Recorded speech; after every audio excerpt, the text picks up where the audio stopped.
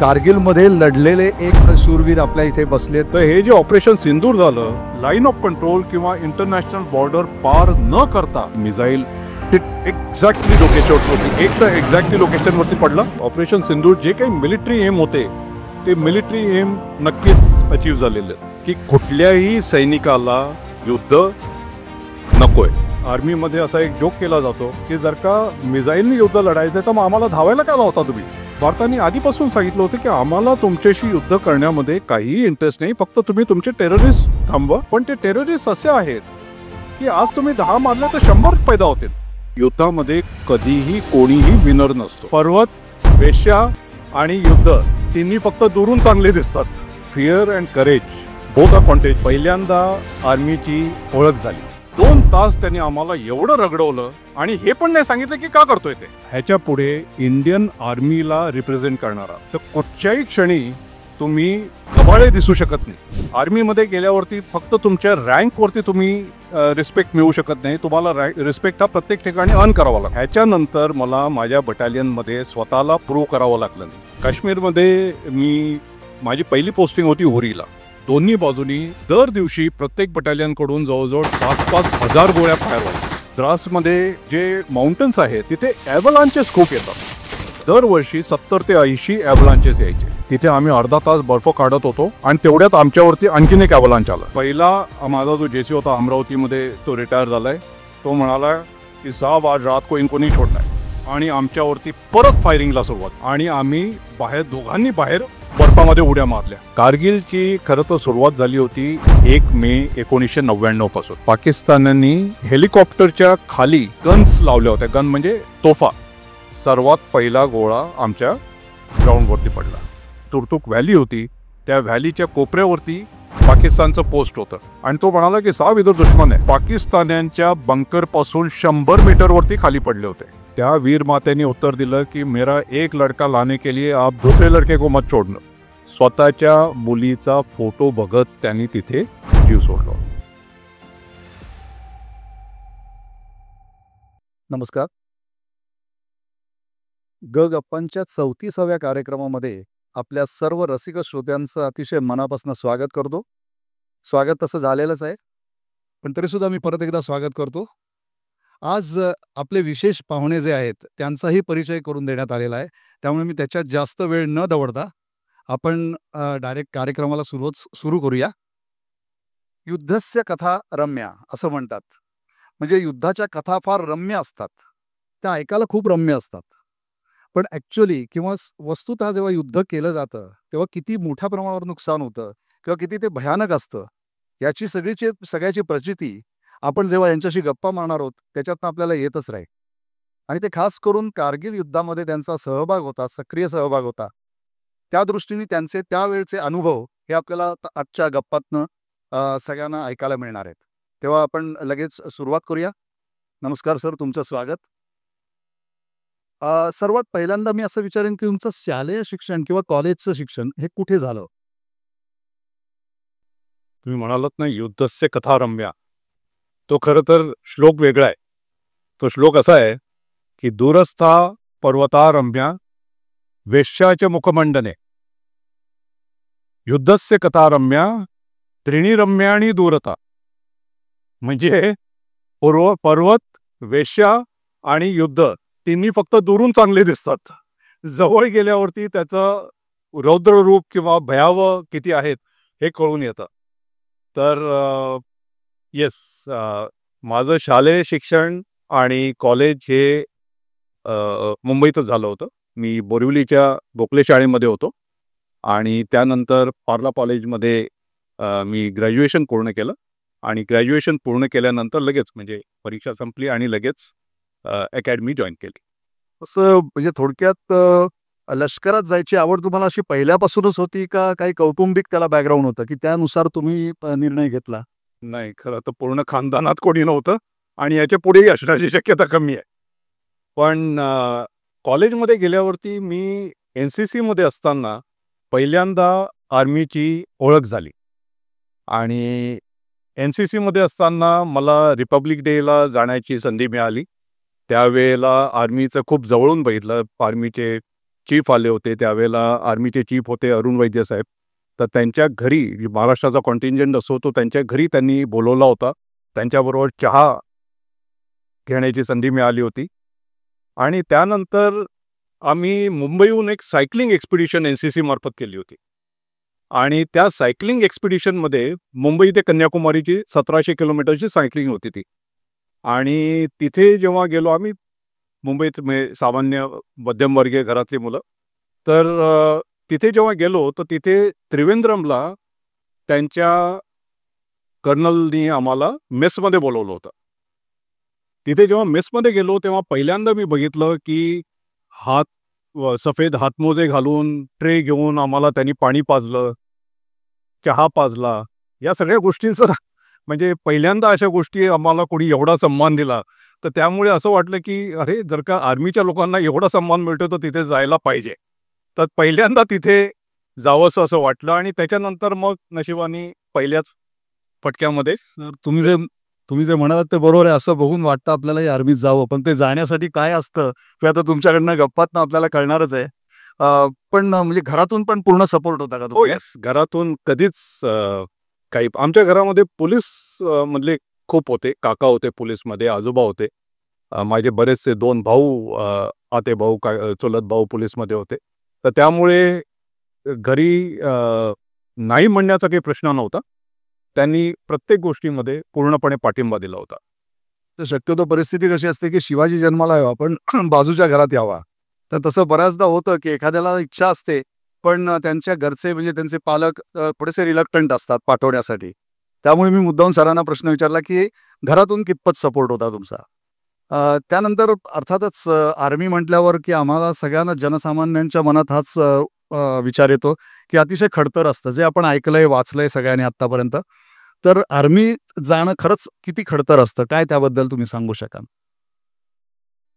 खरं तर आर्मीत जाण्याची जी प्रक्रिया असते तीच प्रक्रिया खूप कठीण असते. त्याची UPSCची परीक्षा असते. त्यानंतर 5 दिवसाचा इंटरव्ह्यू असतो. ही एकच अशी ऑर्गनायझेशन आहे पूर्ण भारतामध्ये, म्हणजे प्रायव्हेट, पब्लिक सगळ्या सोसायटीजमध्ये, की जिथे प्रत्येक ऑफिसरची सायकॉलॉजी चेक केली जाते. म्हणजे असं म्हटलं जातं की काया वाचा मनसा, त्याची तुम्ही कशा रीतीने कामं करता, कशा रीतीने बोलता आणि कशा रीतीने विचार करता, या तिन्ही गोष्टींचा असेसमेंट केली जाते आणि त्यानंतर तुम्ही सिलेक्ट होता. आणि हे सगळं सिलेक्ट झाल्यानंतर मग तुम्ही अकॅडमीमध्ये जाता. आणि अकॅडमीमध्ये गेल्यावरती ती प्रक्रिया बरीच खटकर आहे. इनफॅक्ट मला आठवतं पहिल्या दिवशी आम्ही जेव्हा तिथे गेलो तर त्या दिवशी मी NCCमध्ये होतो, तर त्यामुळे मला थोडीफार कल्पना होती सावधान विश्राम काय करायचं असतं.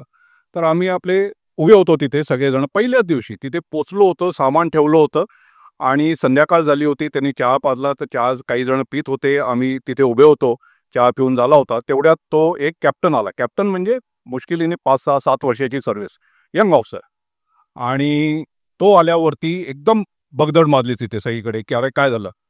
पण काही जण होते जे असे, एक जण होता आमचा, तो आमच्या कोर्समधला पहिला शौर्यचक्र, त्याला शौर्यचक्र मिळालं नंतर.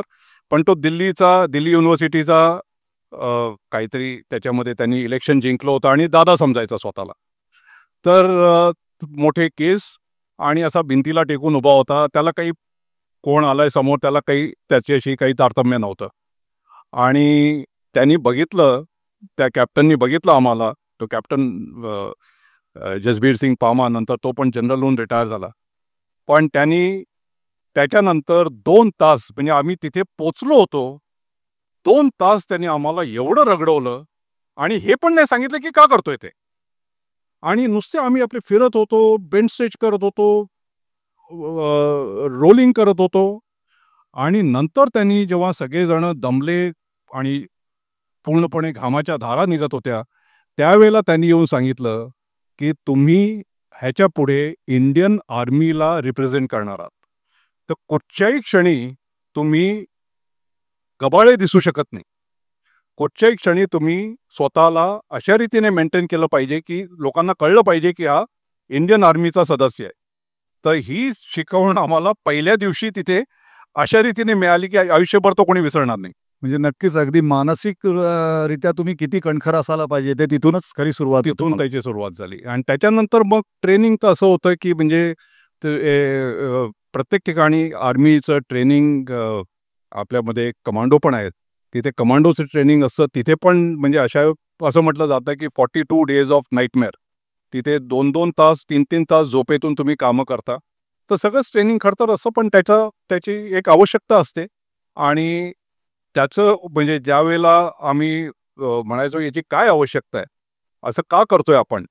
पण जेव्हा समोरून फायरिंग झालं आणि मला आठवतंय की एकदा मला 50 मीटर हातावरती रेंगाळत जावं लागलं, तेव्हा त्याची मला आठवण आली की जे काही केलं होतं, ते बरोबर केलं होतं. त्याचा उपयोग होतो. म्हणजे ॲक्च्युअली आपल्याला विचार करायला गेला तर एक खूप खडतर आहे. आपण इंडियाबद्दल पण बरंच ऐकतो. आपण एक-एक करून त्यांच्याकडनं गप्पातनं जाणून घेणारच आहोत. पण सर मला असं म्हणायचं आहे, की तुम्ही साधारण माझ्या मते 34 वर्ष सेवेत होतात.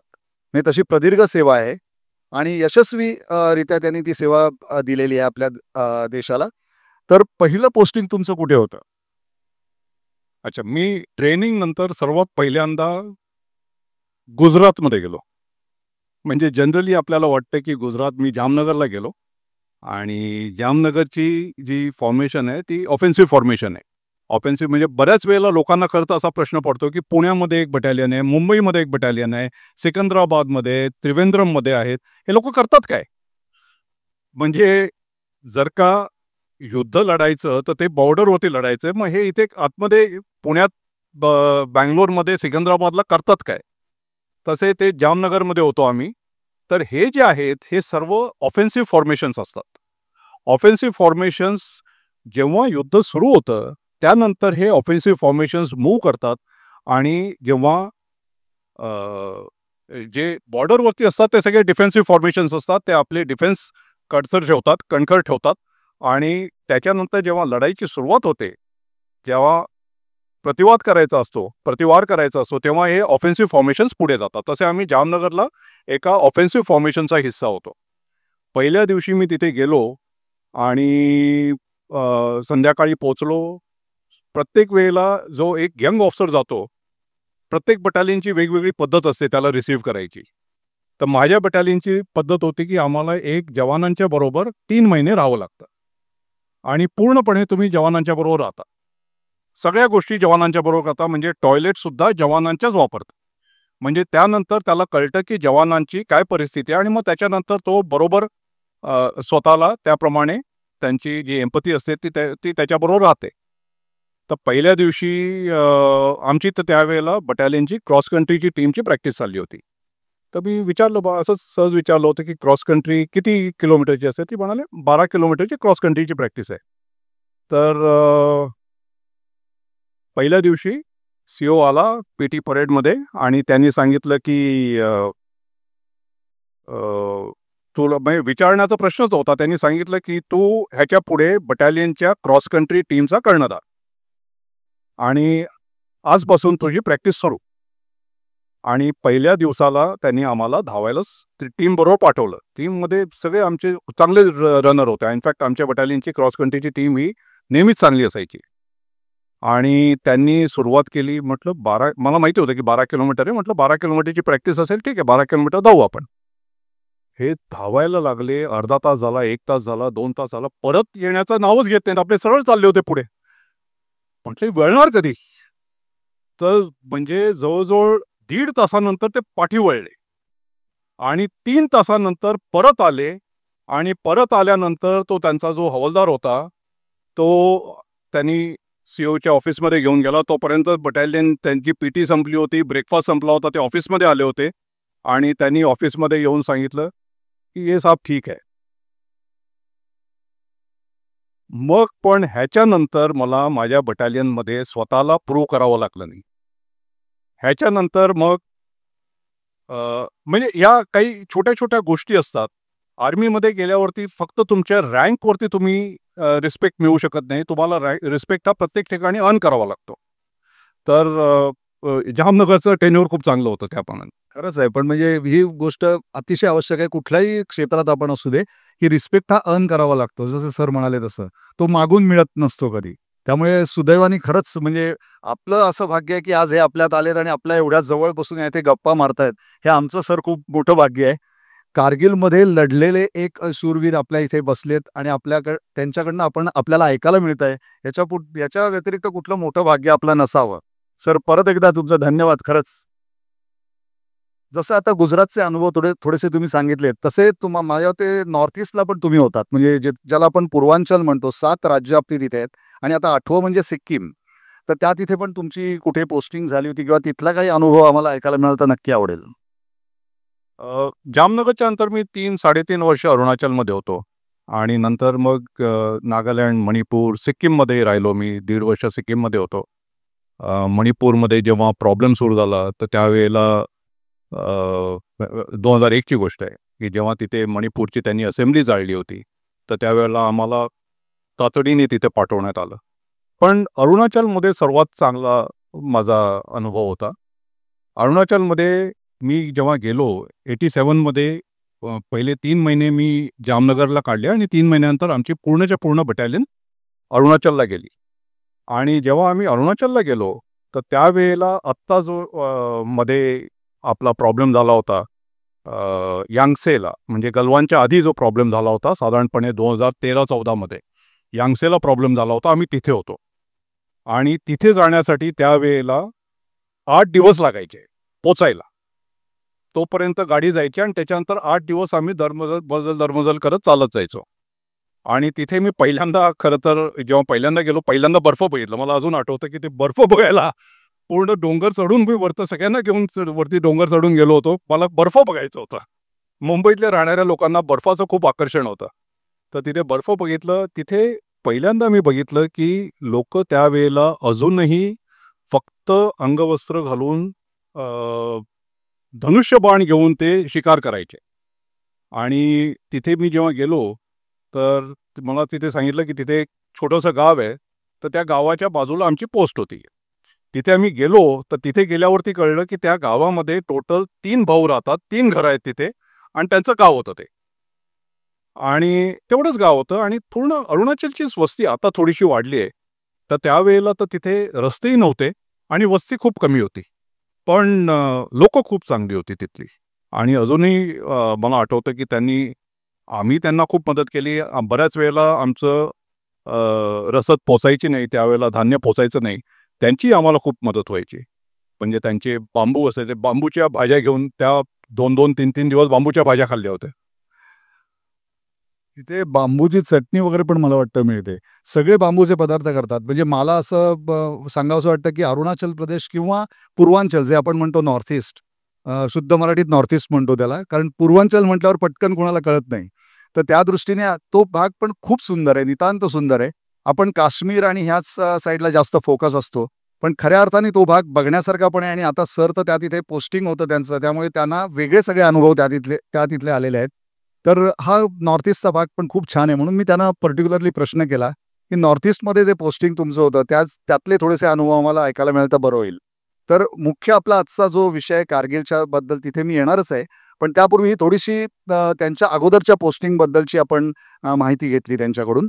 आणि सर मला वाटतं त्याच्यानंतर तुमचं पोस्टिंग, मला वाटतं 12 वर्ष तुम्ही काश्मीरमध्ये होतात. काश्मीरला मुख्य त्यांच्याकडे बऱ्याच वर्ष त्यांच्या अखत्यारीत होतं ते, आणि 12 वर्ष त्यांची तेथे टेन्युअर होती. तर तिथले आम्हाला अनुभव ऐकायला नक्कीच आवडेल. बरंच सांगण्यासारखं आहे, त्यांच्याकडनं आपण खूप ऐकूया आता. काश्मीरमध्ये माझी पहिली पोस्टिंग होती उरीला. तर उरीला आम्ही जेव्हा पहिल्यांदा गेलो तर त्यावेळेला 93ची गोष्ट आहे. 93मध्ये 89मध्ये काश्मीरचा प्रॉब्लेम सुरू झाला होता आणि 93मध्ये आम्ही जेव्हा तिथे पहिल्यांदा गेलो तर आमच्या आधी तिथे जी बटालियन होती 8 गरवाल रायफल, अतिशय चांगली बटालियन, मजबूत बटालियन आहे. आणि ती बटालियन त्यांनी 2 वर्ष खूप चांगलं काम केलं होतं. त्यावेळेला म्हणजे सीज फायर वगैरे काही नव्हतं. दोन्ही बाजूनी दर दिवशी प्रत्येक बटालियनकडून जवळजवळ 5-5 हजार गोळ्या फायर व्हायच्या. एवढ्या गोळ्या फायर होत होत्या तिथे. आणि सगळ्या मशीन गन, सगळे वेपन्स फायर होत होते. आणि तिथे गेल्यावरती आम्ही तिथे पोचलोच होतो आणि तिथे गेल्यावरती जवळजवळ 2 आठवडे एकत्र राहावं लागतं आम्हाला. आणि मग 2 आठवड्यानंतर मग ते ऑन द जॉब ट्रेनिंग असतं त्यावेळेला. आणि 2 आठवड्यानंतर ती आधीची बटालियन बाहेर निघते.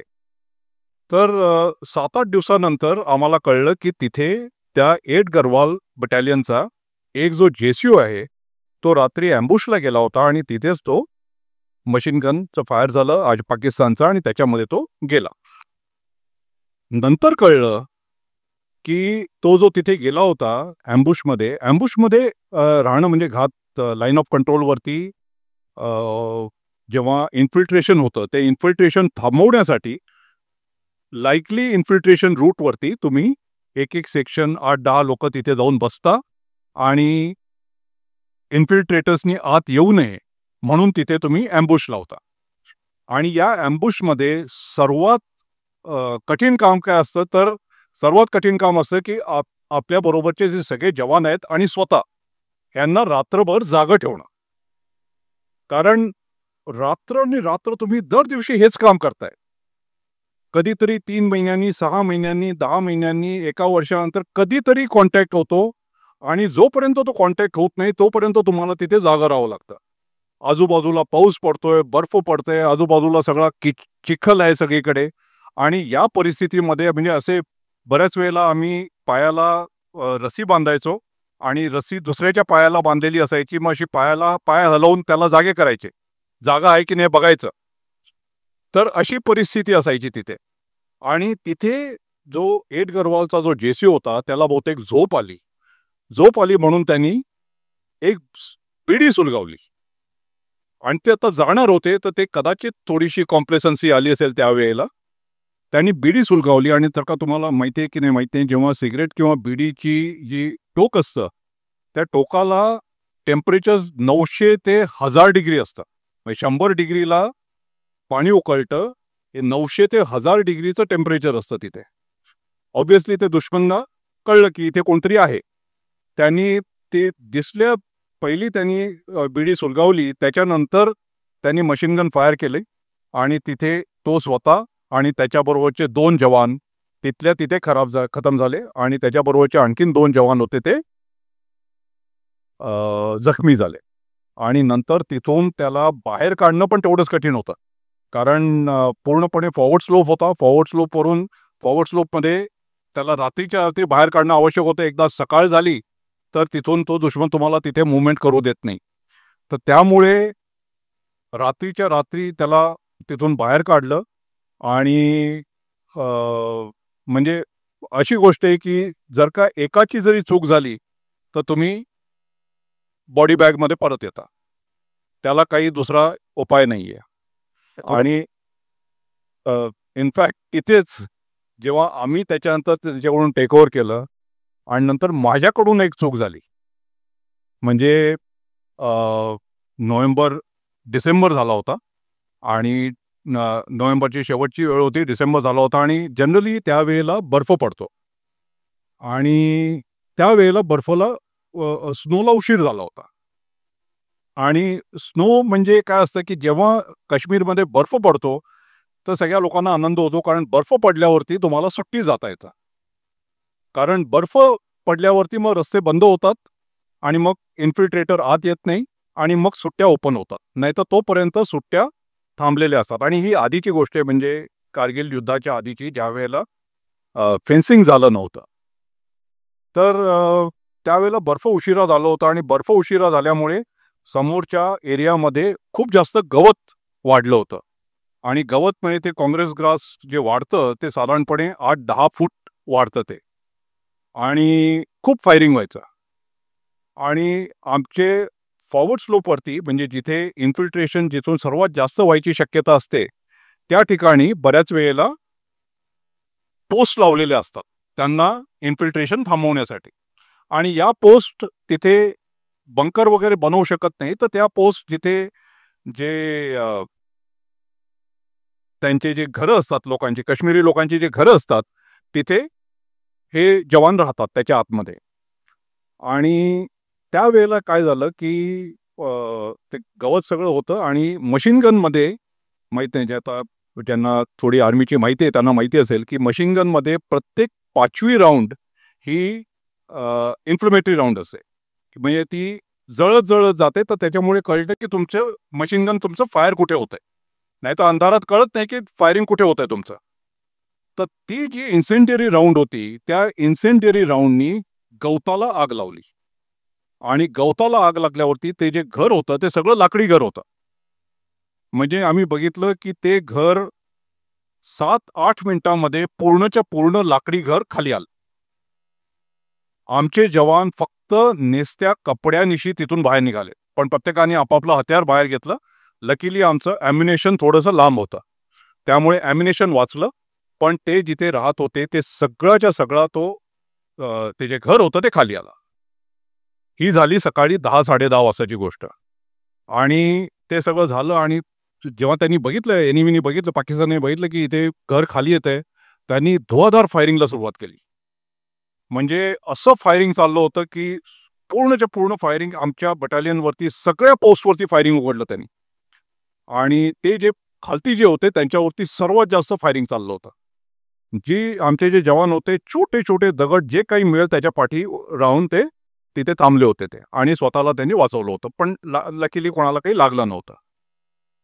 एक रेडिओ सेट होता त्यांच्याकडे, त्यामुळे त्यांच्याशी कॉन्टॅक्ट होता. हे सगळं झालं, जवळजवळ 1.5-2 तास फायरिंग चाललं आणि नंतर मग ते फायरिंग थांबलं. आणि दुपारी साधारणपणे 1-1:30च्या नंतर ढग यायला सुरुवात झाली. आणि पहिला बर्फ जो असतो हा जनरली खूप जास्त असतो, पहिलं जे स्नोफॉल होतो तो. आणि 3 वाजता बर्फ पडायला सुरुवात झाली. 7-8 वाजेपर्यंत जवळजवळ 2 फूट बर्फ झालं होतं तिथे. आणि अंधार झाला. मग त्याच्यानंतर मग आम्ही ठरवलं की म्हणजे ते जर का बर्फ आधी पडला तरी घटना झाली नसती, पण बर्फ पडलं. मग त्याच्यानंतर आम्ही त्या जवानांच्याकडे, त्यांच्याकडे काही त्यांनी लंच खाल्लं नव्हतं, काही केलं नव्हतं. मग मी सामान घेतलं आणि त्यांच्याकडे खाली त्यांना भेटायला गेलो. चहा घेतला, त्यांचं जेवण घेतलं. पहिल्यांदा गेलो त्यांच्याकडे. पहिला माझा जो जेसी होता अमरावतीमध्ये, तो रिटायर झालाय. तो म्हणाला की साहब आज रात को इनको नहीं छोड़ना है. पहिल्या म्हणजे त्यावेळेला सुद्धा त्यांच्यामध्ये जोश तेवढाच होता की आज रात्री आपण त्यांना काहीतरी करायचंय. म्हटलं ते ठीक आहे. पण सगळी हत्यारं वगैरे चेक केली तर कळलं की एक आमची मशीन गन बरोबर एक स्पेअर बॅरल असते, तर ती बॅरल ही आतमध्येच राहिली होती. अरे म्हटलं आता गोंधळ झाला, बॅरल तर पाहिजे. मग ती बॅरल काढण्यासाठी म्हटलं जरा बघू कुठे येते. तर बाजूला तर ती जागा होती की जिथे त्यांचं घर होतं आणि ते जळलं होतं. आता तिथे खाली जाताना सगळं बर्फ होतं, तर त्यामुळे आम्ही सर्वांनी आपले विंटर ड्रेस घातला होता. विंटर ड्रेस म्हणजे पूर्ण फुल हातांचं सफेद जॅकेट, सफेद पॅन्ट, हातामध्ये हातमोजे, पायामध्ये व्हाईट स्नो शूज आणि डोक्यावरती व्हाईट पटका. हे सगळं घेऊन आम्ही खाली गेलो होतो. आणि त्याला म्हटलं की जरा जाऊन बघूया. त्याला जेसीओला मी परत घेतलं आणि म्हटलं ते तिथे आग तर विझली होती. म्हटलं जाऊन बघूया तिथे जर का बॅरल कुठे दिसते, ती कुठे तुला माहिती असेल तर कळेल आपल्याला. तिथे आत गेलो. एक पाऊल मी आत टाकलं आणि आमच्यावरती परत फायरिंगला सुरुवात झाली. नंतर मला कळलं की त्या एरियामध्ये सगळं काळं होतं आणि आम्ही व्हाईट कपडे घालून आतमध्ये शिरलो होतो. म्हणजे एका सेकंदात मला कळले की घोडचूक झाली, चूक झाली. आणि आम्ही दोघांनी बाहेर बर्फामध्ये उड्या मारल्या. आणि नंतर जवळजवळ अर्धा तास त्यांचं फायरिंग चालू होतं. आमच्या आजूबाजूला सगळीकडे गोळ्या सुरू होत्या आणि त्या बर्फामध्ये 2 फूट बर्फामध्ये आतमध्ये घुसूनही घाम फुटला होता. पण म्हणजे एक साधी साधी चूक सुद्धा तुम्हाला बॉडी बॅगमध्ये परत आणू शकते. पण त्याच्यानंतर मग आम्ही परत आल्यावरती पुढचे 2 दिवस पाकिस्तानला चांगल्या रीतीने जबाब दिला. आणि दुसराही प्रश्न माझ्या मनात होता की ह्या सगळ्या प्रकारात तुम्हाला कुठे अशी भीती नाही का वाटत? कारण नाही म्हटलं तरी कुठेही भीती किंवा तणाव हा येतोच. किती आपल्याला त्याप्रमाणे ट्रेनिंग असेल तरी सुद्धा भीती वाटते. म्हणून मला असं एक प्रश्न डोक्यात आला की तुम्हाला अशी कधी भीती नाही का वाटली ह्या सगळ्या युद्धाच्या प्रसंगांमध्ये? खरं असं म्हटलं जातं की fear and courage both are contagious. दोन्ही संसर्गजन्य आहेत. जर का तुम्ही लीडर जर का करेजियस असेल तर पूर्णच्या पूर्ण तुमची टीम करेजियस असते. आणि जर का लीडरला भीती वाटली तर मग सगळेजण घाबरतात.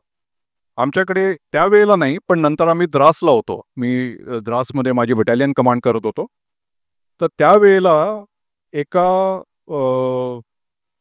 द्रासमध्ये सगळीकडे आता बऱ्याच वेळेला बरेच जण द्रासला जाऊन आलेत. ते एरिया आता बराच फेमस झालाय कारगिलच्या युद्धानंतर. तर तिथे जे माउंटन्स आहेत तिथे ॲव्हलांचेस खूप येतात.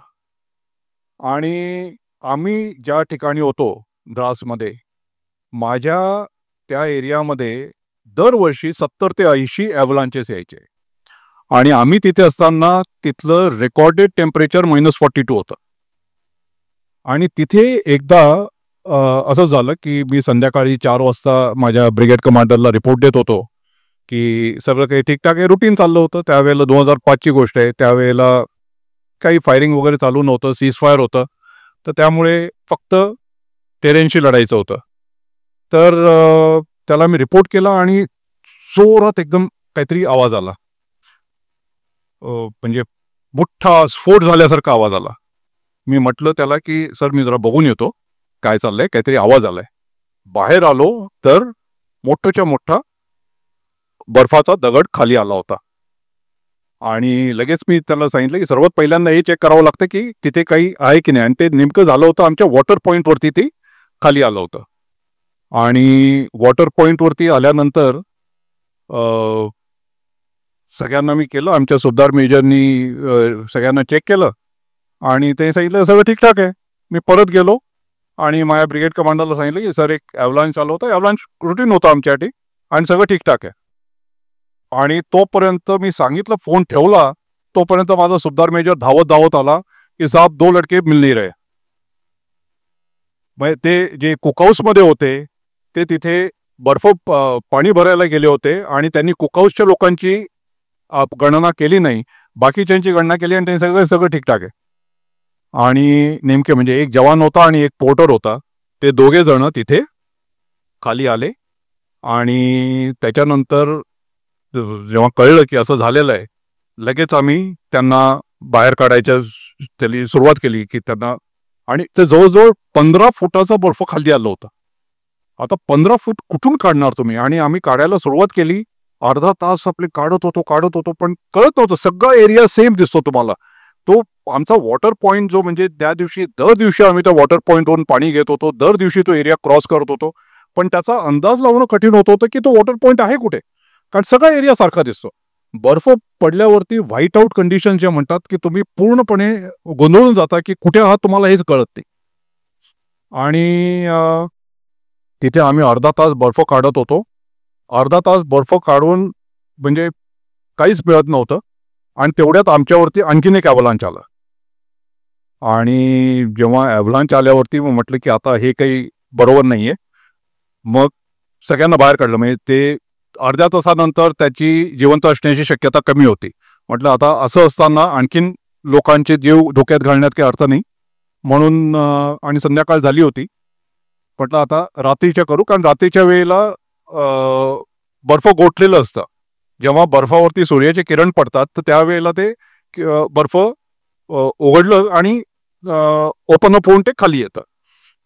मग रात्री आम्ही सुरुवात केली. रात्री 2 वाजता खोदायला सुरुवात केली. जवळजवळ 10 फूट खोदल्यावरती तिथे एक कुत्रं होतं, आमचंच कुत्रं. त्याने पाय शेपटी हलवली आणि पळून गेला. त्यानंतर खाली गेलो तर आमचे दोघेही तिथे सर्वात खाली वॉटर पॉईंटच्या बाजूला मिळाले. ते तोपर्यंत ते संपले होते. आणि त्याच्यानंतर एवढं बर्फ पडायला सुरुवात झाली की त्यांना बाहेर काढता येईना. आता ह्यांना ठेवायचं कुठे? मग आमच्या गाड्या होत्या. त्या गाड्या, ट्रक जे होते, ट्रकमध्ये त्यांना ठेवलं आणि ट्रकमध्ये बर्फ भरून ठेवलं. कारण तिथे जंगली जनावरं आहेत, जंगली श्वापदं आहेत, तिथे अस्वलं आहेत. आमच्या एरियामध्ये अस्वलं होती. तर आणि त्याला आतमध्ये ठेवण्याइतकी आतमध्ये जागाही नव्हती. कुठच्याही बंकरमध्ये ठेवण्याइतकी बंकरमध्ये जागा नव्हती, कारण बंकर तेवढेच होते, जवानांसाठी होते. आणि 2 दिवस झाले, 3 दिवस झाले, त्यांना ओपन अप होत नव्हतं, वेदर ओपन होत नव्हतं, हेलिकॉप्टर येत नव्हतं आणि हेलिकॉप्टर न आल्यामुळे त्यांना बाहेर काढणं कठीण झालं होतं. 7 दिवसानंतर माझा सुभेदार मेजर मला आला माझ्याकडे. तो म्हणाला की साहब, अपने जवान बोल रहे कि उनके बंकर के ऊपर से किसी के चलने की आवाज आती है. म्हणजे लोकांना त्याची भीती वाटायला लागली होती. आणि म्हटलं हे जर का असं झालं, जर का भीती वाढायला लागली तर मग ती भीती कंट्रोलमध्ये करता येणार नाही. मग त्या दिवशी रात्री माझा जो नंबर 2 होता त्याला मी घेतला बरोबर. त्याला म्हटलं की रात्री 2 वाजेपर्यंत मी बसतो, 2 ते 6 तू बस तिथे. आणि मी सेंट्री म्हणून तिथे बसलो. म्हटलं दाखवा मला कुठे आवाज येतोय. पण ते त्यांचे कदाचित जवानांचे भ्रम होते आणि त्याच्यामुळे त्यांना ती भीती वाटत होती. पण जेव्हा त्यांनी बघितलं की आम्ही त्यांच्या बरोबर बसलो होतो आणि तसं काही झालं नाही, मग त्याच्यानंतर असा काही प्रॉब्लेम आला नाही. आणि तो त्यानंतर 2-3 दिवसांनी वेदर ओपन झाला आणि 12 दिवसांनी आम्ही त्यांच्या बॉडीज बाहेर काढू शकलो. कारण हाय अल्टिट्यूडला मला वाटतं असं भ्रम होणं वगैरे असंही होऊ शकतं सायकोलॉजिकली. अल्टिट्यूडमध्ये असं बऱ्याच वेळेला होतं भ्रम होणं. त्याच्यामुळे असं आम्ही ऐकलंय. म्हणजे आता तुमच्या तोंडून ऐकल्यावर अजून त्याच्यावर निश्चिती आली. पण खरंच हा प्रकार खूप भयानक असतो. म्हणजे आपल्या कल्पनेच्या बाहेर आहे सगळं. पण सरांनी आणि आणखीन एक गोष्ट, प्रत्येक कमांडिंग ऑफिसरसाठी, आणि हे कमांडिंग ऑफिसरचं पर्सनल काम असतं, जर का तुमची एखादी फेटल कॅज्युअल्टी झाली तर त्याच्या आई वडिलांना, बायकोला, कमांडिंग ऑफिसरला स्वतः सांगावं लागतं.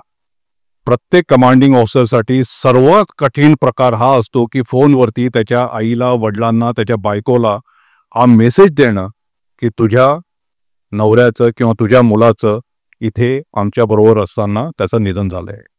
आणि हा सर्वात कठीण प्रकार असतो, सर्वात जास्त इमोशनल प्रकार आहे. नक्कीच. म्हणजे मी तुम्हाला तेच विचारणार होतो की एखाद्या ठिकाणी पोस्टिंग तुमचं होतं तेव्हा सर्वात कठीण प्रकार किंवा सर्वात कठीण प्रसंग तुमच्यावर काय असू शकतो किंवा काय कठीणाई त्याच्यात येतात तुम्हाला.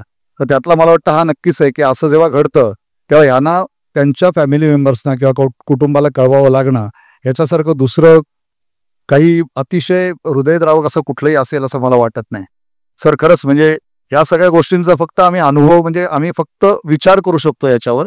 तुम्ही ते स्वानुभवाने सांगताय म्हणून आम्ही फक्त कल्पनेनेच समजू शकतो की तुम्ही केवढ्या हार्डशिप्स सोसल्या असतील आत्तापर्यंत.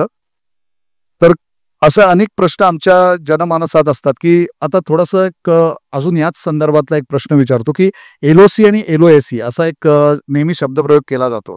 लाईन ऑफ कंट्रोल आणि लाईन ऑफ ऍक्च्युअल कंट्रोल. बऱ्याच लोकांच्या मनात असं असतं की हे काय आहे, म्हणजे या दोघात फरक काय आहे. मला वाटतं तो त्याच साईडचा भाग आहे, म्हणून त्यावर जरा विस्तृतपणे सांगितलं तर बरं होईल. जेव्हा आपलं दोघांना, भारत आणि पाकिस्तानला जेव्हा स्वातंत्र्य मिळालं त्याच्यानंतर पाकिस्तानने लगेच 27 ऑक्टोबर 2047 मध्ये युद्धाला सुरुवात केली. हे युद्ध 47-48चं जे युद्ध होतं ते 31 डिसेंबर 1948 मध्ये संपलं. आणि त्यावेळेला UN कडून झालं आणि सीज फायर झालं. आणि जो कोणी भारत आणि पाकिस्तानचे जे सैन्य होतं जे जिथे होतं तिथेच थांबलं ते, आणि त्याला सीज फायर लाईन म्हणून नाव दिलं. आणि नंतर UNची एक टीम आली जी तिथे गेली. काही वर्षापूर्वी त्यांना भारतातून बाहेर काढलं. तोपर्यंत ती तिथे होती आणि ती UN सीज फायर मॉनिटर करण्यासाठी ती टीम होती तिथे UN कडून.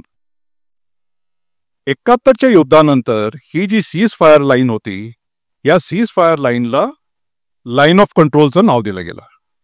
आता लाईन ऑफ कंट्रोल म्हणजे काय? आता काश्मीरमध्ये एक जम्मूच्या बाजूला, अखनूरच्या बाजूला एक संगम नावाची जागा आहे.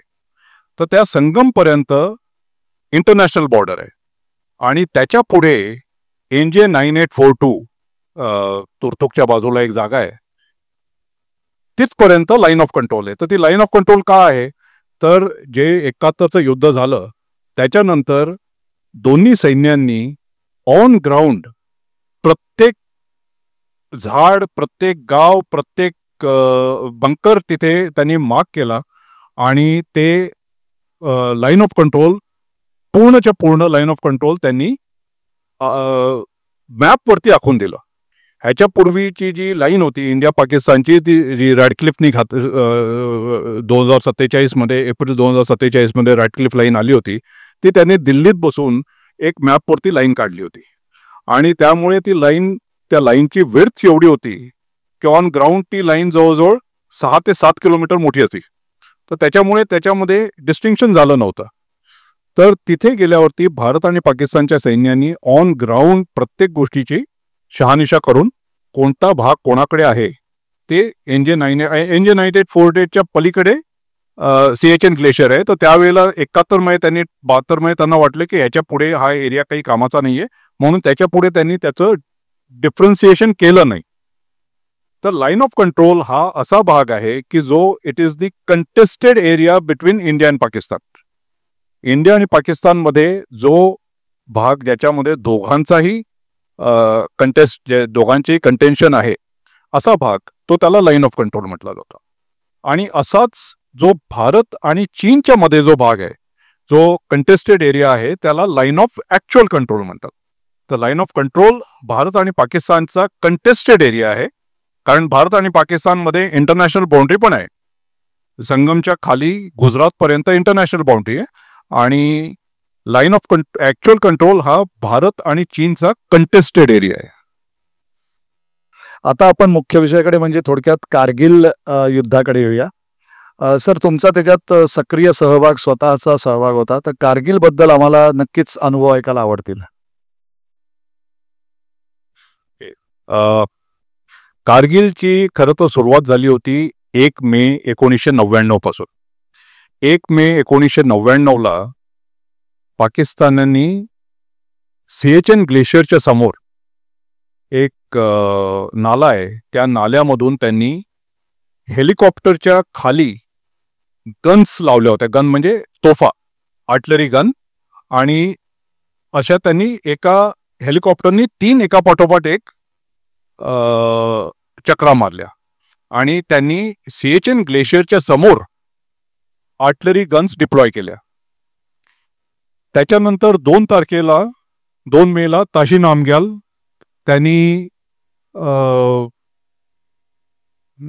त्या बटालिक सेक्टरमध्ये त्यांनी बघितले काही लोक होती जी त्यांनी काळ्या शर्ट पॅन्टमध्ये, काळ्या सदरा पायजाम्यामध्ये होती, ती त्यांच्याकडे शस्त्र होती आणि ते तिथे त्या एरियामध्ये फिरत होते. हा गुराखी होता ताशी नामग्याल. त्यांनी त्या एरियामध्ये बघितलं आणि त्यांनी स्वतःच्या टीमला येऊन सांगितलं. आमच्या बटालियनला टास्क मिळाला की जाऊन तुम्ही बघून या काय झालंय. तर सर्वात आणि त्यावेळेला असं वाटलं होतं की कदाचित थ्रेट CHN ग्लेशियरला असेल, कारण पाकिस्तानचा नेहमीपासून CHN ग्लेशियरवरती लक्ष होतं. आणि सर्वात पहिल्यांदा सगळ्यांना वाटलं की CHN ग्लेशियरला काहीतरी चाललंय म्हणून. तर त्याच्या पहिल्या आठवड्यात आमच्या COला त्यांनी लेहला बोलवलं. लेहला डिव्हिजन हेडक्वार्टर होतं आणि CO गेला तिथे. आम्हाला वाटलं, तोपर्यंत त्याची काही कल्पना नव्हती की ती त्याची सिरियसनेस किती हे माहीत नव्हतं त्यावेळेला. तर CO गेला तिथे सकाळी. आम्हाला वाटलं काहीतरी नॉर्मल असेल, पण तो CO, आम्ही होतो त्यावेळेला कॅरी नावाची एक जागा आहे. कॅरी बिलकुल सिंधू नदीच्या काठावरती पूर्ण मोकळा एरिया होता. तिथे आम्ही क्रिकेट खेळायचो, फुटबॉल खेळायचो. म्हणजे तुम्हाला 16,000 फुटावरती ओपन एरिया होता सिंधू नदीच्या बाजूला. आणि तिथून लेहला जायला साधारणपणे 4 तास लागायचे. तर तो गेला तिथे, CO गेला आणि त्यांचे गेल्या लगेच ऑप्स रूममध्ये गेला. आणि त्याच्यानंतर 3 वाजले, दुपारचे 4 वाजले. लंच नाही त्यांचं, काही लंच ब्रेक नाही. ऑपरेशन्स रूममध्ये होते ते. आणि साधारणपणे 5-5:30ला तिथून ते बाहेर आले आणि त्यांनी सांगितलं की, फोन करून सांगितलं की हम लोगों को कल सुबह जाना है. कहाँ जाना है वो नहीं पता, लेकिन जाना है. पैकिंग शुरू करो और रात को 12 बजे तक गाड़ी आ जाएगी. त्या दिवशी आम्ही पहिल्या दिवशी आम्ही लेहच्या पुढे एक जागा आहे नॉर्थ पोलू. तर तिथे नॉर्थ पोलूला जाऊन आम्ही राहिलो. एक पहिली रात्र तिथे राहिलो आणि नंतर आम्हाला कळलं की दुसऱ्या दिवशी आम्हाला तुर्तुकला जायचं आहे. तर दुसऱ्या दिवशी तुर्तुकला पोचलो आम्ही. आम्ही साधारणपणे 3-3:30च्या सुमारास तुर्तुकला पोचलो तिथे. आणि तिथे पोचल्यावरती बटालियनला नीट लावलं आम्ही. तिथे गेलो तर मी त्यावेळेला लद्दाखी बटालियनमध्ये होतो आणि त्या लोकांनी तिथल्या शाळेमध्ये, ती अजूनही शाळा आहे तिथे, मी नंतर तिथे 2019मध्ये गेलो होतो. तुर्तुक नदीच्या बाजूला एक तिथे प्रायमरी शाळा आहे आणि त्या शाळेला त्यावेळेला सुट्टी होती. आमचे लद्दाखी ट्रूप्स होते. त्यांनी त्या शाळेच्या प्रिन्सिपलशी बोलले ते आणि प्रिन्सिपलचे जे ऑफिस होतं त्याच्यामध्ये सीओचा राहण्याचा बंदोबस्त केला आणि बाकीचा जो ओपन एरिया होता, ग्राउंड होतं शाळेचं, तिथे आम्ही एका रांगेने आर्मीचं सगळं काही ठीकठाक लाईनमध्ये लावलेलं असतं. सगळे टेंट चांगल्या रीतीने लावले तिथे. कल सुबह 10 बजे कॉन्फरन्स होती आणि त्याच्यानंतर मग त्यांनी सांगायचं होतं की कोणी कुठे जायचंय. दुसऱ्या दिवशी सकाळी आम्ही आरामात उठलो, कारण फिरून आलो होतो. त्याच्यानंतर मी चक्कर मारली सगळीकडे. 10 वाजता सीओच्या ऑफिसमध्ये कॉन्फरन्स होती. तोपर्यंत आम्ही पूर्णपणे बघून आलो कुठे काय काय जवान सगळे सेटल झालेत नाही झालेत. ब्रेकफास्ट केला आणि 9च्या सुमारास जेव्हा ब्रेकफास्ट केल्यानंतर मी तिथे जवानांच्या बरोबर फिरत होतो, त्यावेळेला सर्वात पहिला गोळा आमच्या ग्राउंडवरती पडला आणि नंतर मग कळलं आम्हाला की तुर्तुकची जी नदी जिथून येत होती, तुर्तुक व्हॅली होती, त्या व्हॅलीच्या कोपऱ्यावरती पाकिस्तानचं पोस्ट होतं आणि तो तिथून बघत होता, आम्हाला पूर्ण वेळ बघत होता. पण आम्हाला त्याच्याबद्दल माहिती नव्हती आणि खरं तर एवढी सिरियस प्रसंगाची आम्हाला कल्पना नव्हती. आणि त्याच्यानंतर मग पळापळ झाली आणि पहिला जो बॉम्ब आमच्यावरती पडला तो पडला आमच्या सिग्नल टेंटवरती. म्हणजे तुम्ही विचार करा, आता मोबाईल प्रत्येकाच्या हातात असतो, त्यावेळेला काहीच नव्हतं आणि आमचे पहिले सगळे रेडिओ सेट, सगळे टेलिफोन सेट हे पहिल्या 24 तासाच्या आत सगळे संपले आणि त्याच्याबरोबर जे आमचे 2 जवान सिग्नल प्लटूनचे जे 2 जवान होते ते पण पहिल्या 24 तासात आमचे 2 जवान आणि सिग्नलचं पूर्ण इक्विपमेंट संपलं तिथे. आणि त्याच्यानंतर मग पूर्ण खरं तर आर्मीला कल्पना आली की हा काहीतरी वेगळा प्रकार आहे. तोपर्यंत सौरव कालियाचं प्रकरण झालं होतं. सौरव कालियाचं त्यांनी डेड बॉडी डिस्फिगर करून परत केली होती. मग त्याच्यानंतर कळलं की हा नॉर्मल प्रकार नाही. नाहीतर आम्हाला आधी सांगितलं होतं की तिथे कदाचित काही टेररिस्ट आहेत, ते टेररिस्टना तिथून बाहेर काढायचे. मग त्याच्यानंतर आमचे टास्क बदलले. आम्हाला सांगितलं गेलं की तुम्ही इथे काही ठिकाणी इन्फिल्ट्रेशन झालेलं आहे, तर तुम्ही जाऊन चेक करा कुठली पहाडी रिकामी आणि कुठल्या पहाडीवरती इन्फिल्ट्रेशन. आणि त्याच्यानंतर मग आम्ही लगेच, म्हणजे आम्ही ॲज इट इज सगळे एक्लमटाईज होतो. आम्ही ऑलरेडी 17,000, 16,000, 17,000 फुटावरती आम्ही राहत होतो. तर आम्ही लगेच त्याच दिवशी आम्ही आतमध्ये तुर्तुक वरती लाईन ऑफ कंट्रोलच्या बाजूला जायला सुरुवात केली. माझी पोस्ट होती तिथे, एक झिंगपाल नावाची जागा आहे, तिथे माझी पोस्ट होती. आणि तिथे मग आमच्यामध्ये फक्त हीच चढाओढ चालली की प्रत्येक आजूबाजूच्या दर दिवशी प्रत्येकाने आजूबाजूच्या एका फीचरवरती वरती चढायचं, बघायचं तिथे कोणी आहे की नाही आणि परत यायचं. आणि असं करताना मे संपला. आम्ही आणि एका वेळेला जास्तीत जास्त 2-3 दिवसामध्ये एक फीचर चेक करता येत होतं, कारण फीचरची हाईट खूप होती, तिथे टॅक्टिकली जावं लागत होतं. 6 जूनला आमच्याबरोबर राजपुताना रायफल होते, 11 राजपुताना रायफल. तर आमच्याबरोबर एक जण होता कॅप्टन हनीफुद्दीन, ज्याच्या नावावरती आता त्या पूर्ण तुर्तुक सेक्टरला हनीफुद्दीनचं नाव दिलेलं आहे. तर ह्यांना पण एक हेच टास्क होतं. याच्या 11 राजपुताना रायफलच्या 2 कंपनी आमच्याकडे दिल्या होत्या आणि ह्या आपल्या एका सेक्शन 10 जणांच्या बरोबर एक फीचर आहे तिथे 5650. तर तिथे तो चालला होता. 5650 म्हणजे 5650 मीटर्स वरती तिथे जायचं होतं. आणि तो तिथे गेला. तिथे खरं तर आमचा एक जवान होता तिथे. त्यांनी सांगितलं होतं की आमचा एक JCO गेला होता, बराच म्हातारा JCO होता. त्यांनी तो आधी जाऊन आला होता तिथे आणि त्यांनी सांगितलं होतं की साहब, त्यांनी काहीतरी तिथे पायाचे निशाण पाहिले होते आणि तो म्हणाला की साहब इधर दुश्मन आहे. पण त्यावेळेला तो मेसेज राजपुताना रायफलपर्यंत पोचला नाही. ते गेले तिथे. अनफॉर्च्युनेटली त्यांना तिथे रात्री पोचायचं होतं. त्यांना त्या एरियामधून वरती जाता जाता डेलाईट झाले. सकाळ लवकर उजाडली आणि ते तिथे 7 वाजता वरती चढायला त्यांनी सुरुवात केली. त्याच्यावरती 5650 वरती एनिमी बसला होता. त्यांनी तिथे त्यांना 100 मीटरपर्यंत जवळ येऊ दिलं आणि जवळ आल्यावरती त्यांनी फायरिंग करायला सुरुवात केली आणि पहिल्या बस्टमध्ये हनीफुद्दीन, त्याच्याबरोबरचा JCO आणि त्याच्याबरोबरचा त्याचा रेडिओ ऑपरेटर, तिघेही जण पहिल्याच बस्टमध्ये संपले तिथे. आणि मग बाकीचे ते मॅनेज टू रिट्रीट, तिथून ते पळून बाहेर आले. आता ते पाकिस्तान्यांच्या बंकरपासून 100 मीटरवरती खाली पडले होते. आणि त्यांना माहिती होतं की त्यांच्या बॉडीज घ्यायला भारतीय सैन्य तिथे येईल. तिथून त्यांनी आम्हाला त्याच्या जवळ जाऊ दिलं आणि म्हणजे 7 दिवस झाले. आम्हाला वाटलं की 7 दिवसानंतर काहीतरी आपल्याला कुठेतरी ओपनिंग मिळेल त्यांना बाहेर काढायची. पण 7 दिवस झाले, 10 दिवस झाले, 15 दिवस झाले. हनीफुद्दीनची आई तिथे दिल्लीला होती. आर्मीचा चीफ त्याच्या आईला भेटायला गेला, जनरल VP मलिक. त्याच्या आईला भेटायला गेले ते आणि त्यांनी सांगितलं की व्हेरी सॉरी, आम्ही प्रयत्न करतोय पण त्याला तिथून बाहेर काढणं खूप कठीण आहे. त्या वीर मातेने उत्तर दिलं की मेरा एक लड़का लाने के लिए आप दूसरे लड़के को मत छोड़ना, दूसरे लड़का नहीं जाना चाहिए.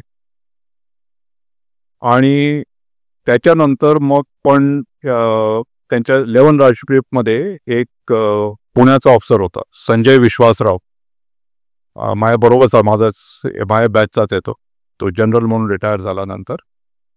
तो त्याच्याबरोबर आणखीन एक ऑफिसर, 2 JCO आणि 2 जवान यांनी ठरवलं की सगळ्यांना तिथे जाण्यात काही अर्थ नाही. फक्त तिथे एक JCO, एक ऑफिसर, एक JCO आणि एक जवानाची बॉडी होती. हे 2 ऑफिसर, 2 JCO आणि 2 जवान तिथे गेले. त्यांनी पायाला पूर्णपणे रेंगत गेले. तिथे शेवटपर्यंत पोचले रात्रीच्या अंधारात. त्याच्या पायाला त्यांनी रस्सी बांधली आणि पायाला रस्सी बांधून खेचत त्यांना बाहेर आणलं. जवळजवळ 500 मीटर त्यांना खेचत बाहेर आणलं आणि त्याच्यानंतर मग त्यांना बाहेर काढलं. म्हणजे त्यातून त्याला बाहेर काढायला आम्हाला एका महिन्यात जवळजवळ 35-40 दिवस लागले आणि त्याच्यानंतर मग तो बाहेर आला आणि त्याला मग घरी पाठवलं. पण तिथे अशी परिस्थिती होती आणि त्या ठिकाणी नंतर जेव्हा हळूहळू थिंग्स स्टार्टेड अनफोल्डिंग, त्यावेळेला मग कळलं की त्या किती स्ट्रेंथ घेऊन आणि किती म्हणजे किती त्यांनी एफर्ट्स घेऊन तिथे आले होते, पूर्णपणे तयारी करून तिथे आले होते. खूपच हे हृदयद्रावक आहे सगळं. मला वाटतं कारगिल युद्धामध्येच तुम्हाला 2 अवॉर्ड्स मिळाले सर, ते कुठले? त्याबद्दल आम्हाला सांगा. अच्छा, आम्ही पहिल्यांदा जेव्हा तिथे पोचलो तर त्यावेळेला मी तुम्हाला सांगितलं की आमच्याकडे कम्युनिकेशनचं साधन काही नव्हतं. तर त्यावेळेला सर्वात पहिल्यांदा आम्हाला टास्क मिळालं होतं. आमच्या डावीकडे वेस्टला एक जी बटालियन होती, त्या 14 battalion of the Sikh regiment, त्यांच्याबरोबर कम्युनिकेशन एस्टॅब्लिश करायचं होतं. तर त्यासाठी त्यांनी आम्हाला सांगितलं की ती टास्क मला मिळालं की तू जाऊन तिथे लाईन ले करून ये. त्यावेळेला फिजिकली फिट होतो, तर त्यावेळेला जवळजवळ 8 किलोमीटरचं अंतर होतं. ते म्हटलं 8 किलोमीटरचं अंतर काय आहे त्याच्यामध्ये? 8 किलोमीटर काहीच नाही. तर त्याप्रमाणे आम्ही हे घेतलं, सगळं सामान घेतलं आणि आम्ही 7-8 जण होतो आणि आम्ही चालायला सुरुवात केली. सकाळी आम्ही 3 वाजता निघालो, कारण तिथे बर्फ जेव्हा फर्म असतं तर त्यावेळेला जाणं सर्वात चांगलं असतं. आम्ही 3 वाजता जायला सुरुवात केली. पहिले 2 किलोमीटर तर लगेच पोहोचलो. 3-3.5 किलोमीटरच्या नंतर आम्हाला पहिला आईस वॉल मिळाली. आणि आईस वॉल म्हणजे बिलकुल सरळ चढाई होती ती.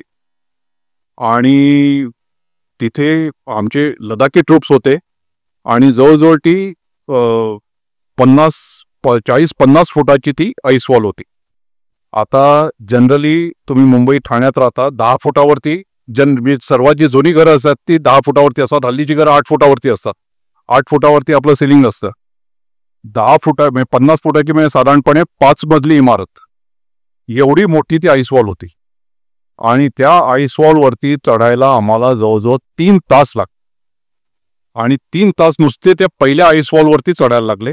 आणि पण तोपर्यंत सूर्यवरती आला होता आणि घाम निघायला सुरुवात झाली होती. त्या परिस्थितीमध्ये डिहायड्रेशनचा एक खूप मोठा त्रास असतो, कारण वरती चढताय तुम्ही, घाम निघतोय आणि पूर्णपणे विंटर क्लोदिंग असतं. लोकांनी ते विंटर क्लोदिंग काढून ठेवायला सुरुवात केली. बाहेर आजूबाजूला थंडी असते मरणाची. पण 3 तास लागले आम्हाला. मुश्किलीने आम्ही तो पार केला. त्याच्यानंतर आणखीन एक असा पण छोटा आईस वॉल होता. आम्ही तिथे जाऊन परत संध्याकाळी येणार होतो, पण आम्हाला तिथे पोचायला 8 किलोमीटर पोचायला आम्हाला 8 तास लागले. आणि 8 तास लागल्यानंतर मग तिथे पोचलो आम्ही. लाईन जी म्हणजे टेलिफोनची लाईन आम्ही ले केली. तिथून मी त्याला रिपोर्ट केला की आम्ही पोचलेलो आहोत. आणि पण त्या सांगितलं की तिथे येईपर्यंत जवानांची खूप हालत खस्ता झालेली आहे, आम्ही काही आज येत नाही, आम्ही उद्या येऊ. आणि नंतर सीओनी पण त्याला सांगितलं की जवान बरेच आता दमलेले आहेत. आणि त्याच्यानंतर मग दुसऱ्या दिवशी परत आलो. परत येताना काही प्रॉब्लेम नव्हता, कारण त्यावेळेला आईस वॉलवरून खाली यायचं होतं, तर त्यामुळे तसा काही प्रॉब्लेम झाला नाही. पण ते जे 8 किलोमीटर जाऊन लाईन ले करायची होती, तर त्यासाठी मला कमेंडेशन कार्ड मिळालं होतं. आणि सेना मेडल पण तुम्हाला मिळालं होतं मला वाटतं, त्याबद्दल? सेना मेडल ते युद्धासाठी होतं. तर त्यावेळेला खरं तर युद्ध सर्वात पहिल्यांदा द्रास सेक्टरमध्ये चालू होतं. तुम्ही जर का त्या एरियाची जॉग्रफी बघितलीत तर द्रास, कारगिल, बटालिक हा जो एरिया आहे हा नॅशनल हायवेला पूर्णपणे डॉमिनेट करत होता. आणि बटालिकच्या पुढे नॅशनल हायवे वळून लेकडे जातो. आणि त्यामुळे जेव्हा द्रास, बटालिक आणि कारगिल तिन्ही एरिया जेव्हा क्लिअर झाल्या, त्याच्यानंतर मग सगळ्यांचं लक्ष तुर्तुककडे वळलं. तुर्तुकमध्ये सुद्धा जवळजवळ 6 किलोमीटरचा एरिया होता की जिथे पाकिस्तानी सैन्य आतमध्ये आलं होतं. आणि त्याच्यानंतर पहिली लढाई आमची 14-15 जुलैला होती. तर आम्हाला एक .5220 नावाचा एक फीचर होता, त्याच्यावरती कॅप्चर करायचं होतं. तर त्यावेळेला तिथे आधी 12 तारखेला जायचं होतं, पण 12 तारखेला त्यांनी मला सांगितलं की मला आणखीन काही मिसाईल्स मिळतील. मग मिसाईल मिळायला 1 दिवस लागला. तर 14 तारखेला 13 तारखेला अमावस्या होती. आधी 13 तारखेला जायचं होतं अंधारात. मग 13 तारखेचं 14 तारखेला झालं. अमावस्या नव्हती, पण अमावस्या 1 दिवस आधी संपली होती, पण त्यावेळेला बऱ्यापैकी अंधार होता. जनरली सगळे मुवमेंट या अंधारातच होत होत्या. आणि रात्री 14-15च्या रात्री जायचं ठरलं होतं. त्या युद्धामध्ये वरती चढणं तर सर्वात कठीण होतंच त्यावेळेला. म्हणजे खरं तर असं म्हटलं जायचं की तिथे 3 तुमचे एनिमी होते. एक होतं वेदर. वेदर म्हणजे टेम्परेचर एवढं कमी असायचं तिथे की जर का तुमचा हाताला ग्लोव्ज न घालता तुम्ही रायफलची ग्रिप, हँड ग्रिप जी असते त्याचं ते लोखंड जर का पकडलं तर तुमचं बोट त्या लोखंडाला चिकटतं. आणि मग ते बाहेर काढायचं म्हटलं तर पूर्ण कातडी सोलवटते. दुसरी टेरेन किंवा क्लायमेट, वेदर. त्या एरियामध्ये सी लेवलपेक्षा 1/5 ऑक्सिजन असतो. तर त्यामुळे त्या ऑक्सिजनमुळे नुसतं हालचाल करणं पण कठीण जातं.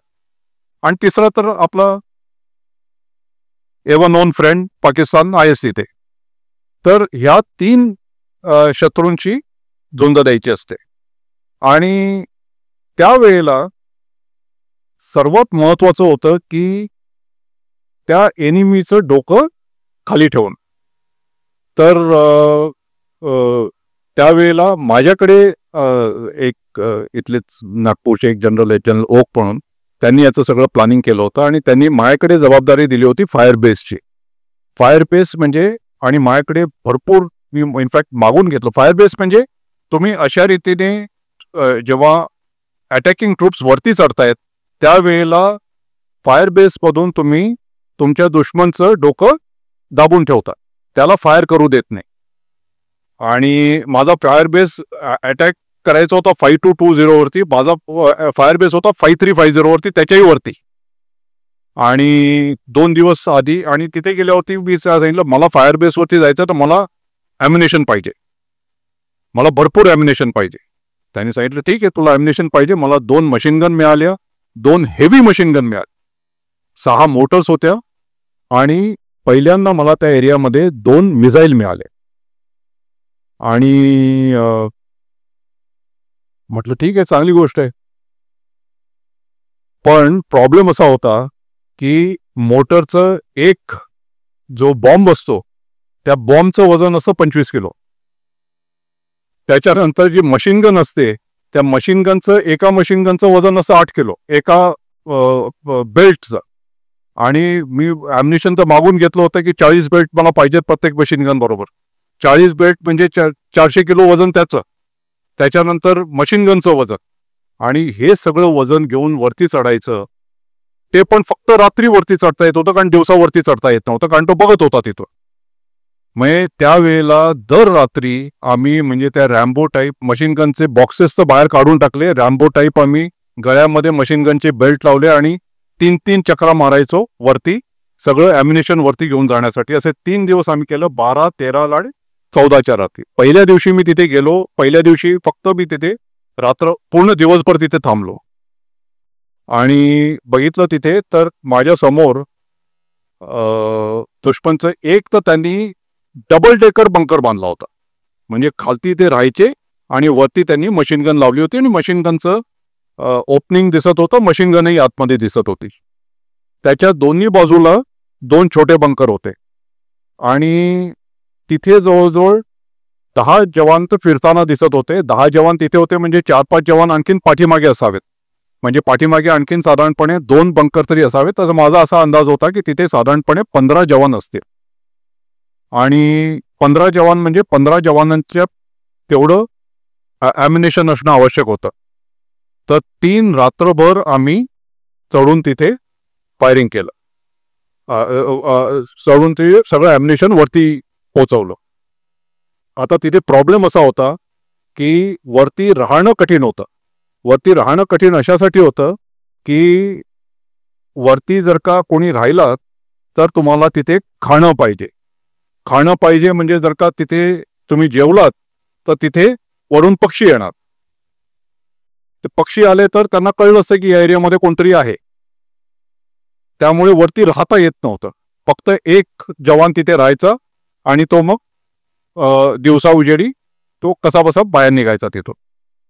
3 रात्र आम्ही असं सामान वरती चढवलं आणि 4थ्या रात्री आमचा 14 तारखेच्या रात्री म्हणजे 15 तारखेच्या सकाळी 3 वाजता अटॅक सुरू होणार होता. आणि 14च्या रात्री हे जे अटॅकिंग कॉलम्स होते त्यांनी वरती चढायला सुरुवात केली होती. 14च्या रात्री मी बघितलं तिथे की हे लोक रात्री जेवल्यानंतर त्यांचं काय होतं माहित नाही मला, पण ते सगळेजण बाहेर येऊन 9:30-9:30 वाजता सगळे बाहेर येऊन एकत्र बसले होते. मी जेव्हा पहिल्या रात्री तिथे बसलो होतो त्यावेळेला असं काही झालं नाही. 14च्या रात्री हे सगळे बाहेर येऊन एकत्र बसले होते. तर मी माझ्या सीओला म्हटलं की हे सगळे एकत्र बसलेत, सगळं टार्गेट दिसतंय मला, तर रात्री 2 वाजेपर्यंत 3 वाजेपर्यंत वाट बघण्यात काही अर्थ नाही. मला परमिशन द्या, मी त्यांना काहीतरी करतो.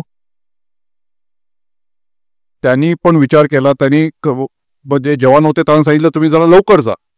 पण लवकर कुठे जाणं, त्या एरियामध्ये लवकर जाणं वगैरे हा काही प्रकार नसतो. त्यांनी बराच विचार केला, कारण जर का मी फेल झालो असतो तर त्यांना कळलं असं की आज अटॅक होणार आहे, आणि अटॅक होणार आहे हे जर का कळलं असतं तर त्यांनी अटॅकिंग ट्रूप्सना तिथे लपायची जागाच नाहीये, पूर्ण ओपन एरिया आहे, तर खूप नुकसान झालं असतं. पण त्यांनी काय, त्याला विश्वास होता माझ्यावरती आणि माझ्याकडे भरपूर ॲम्युनेशन होतं. त्यांनी मला 15 मिनिटांनंतर सांगितलं की सुरू करतो. आणि तिथे पहिल्यांदा आम्ही 2 मिसाईल, आमचे जे मिसाईल फायरर होते, अतिशय चांगले मिसाईल फायरर होते, त्याच्यापैकी एक जण मथुऱ्याचा होता, एक जण आग्र्याचा होता, आणि त्यांनी 2 मिसाईल पहिल्यांदा सोडले. मिसाईल एक्झॅक्टली लोकेशनवरती, एक तर एक्झॅक्टली लोकेशनवरती पडलं आणि दुसरं त्यांच्या ते जे बंकर होता त्याच्यावरती जाऊन पडलं. आणि त्या पहिल्यामध्ये त्यांचं खूप नुकसान झालं आणि त्याच्या सायमल्टेनियसली मशीन गन फायरिंग सुरू केलं. त्याच्यानंतर तिथून त्यांच्याकडून अजिबात काही फायरिंग आलं नाही. आणि त्याच्यानंतर मग ट्रूप्स वरती चढले. त्यांनी तिथे 6 डेड बॉडीज मिळाल्या तिथे, आणि खालती, त्याच्या खालती एक दरी होती, तिथे 2 जण पडले असावेत असं वाटलं, आणि बाकीचे बहुतेक पाठीमागे पळून गेले. आणि मग 5220 कॅप्चर झाला.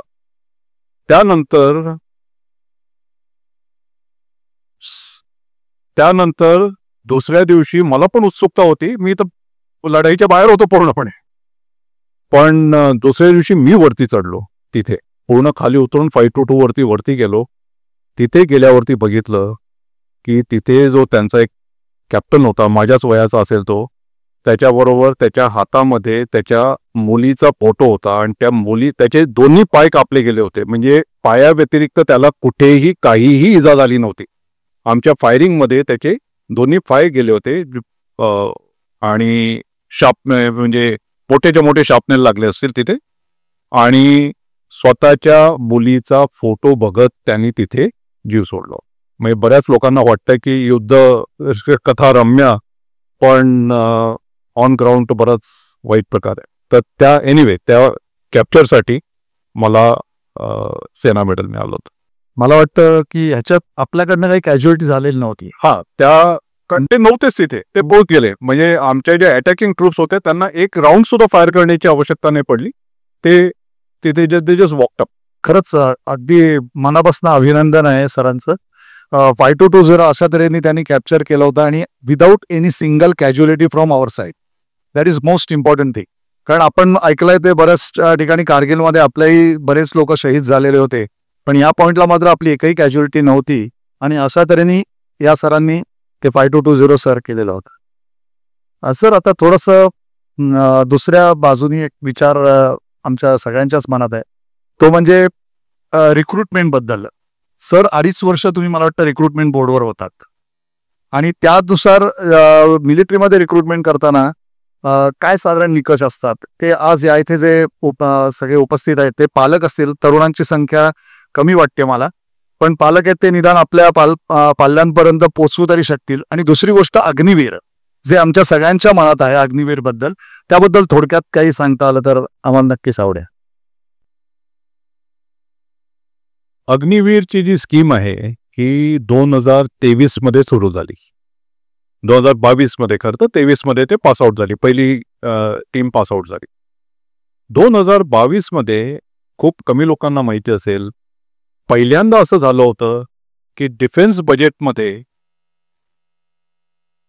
सॅलरी आणि पेन्शन कॉम्पोनंट 50% क्रॉस झाला होता.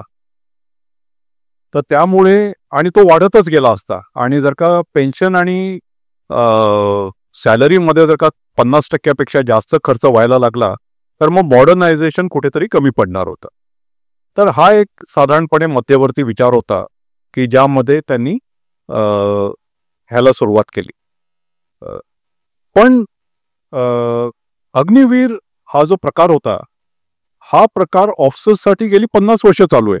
इनफॅक्ट आता कोणती म्हणाले होते त्यांचा मुलगा OTA मध्ये आहे. OTA ला आता 52 वर्ष झाली आहेत. हा गेली 52 वर्ष ऑफिसर्स 5 वर्ष 10 वर्ष तिथे जॉब करतात, आर्मीमध्ये करतात आणि नंतर बाहेर निघतात.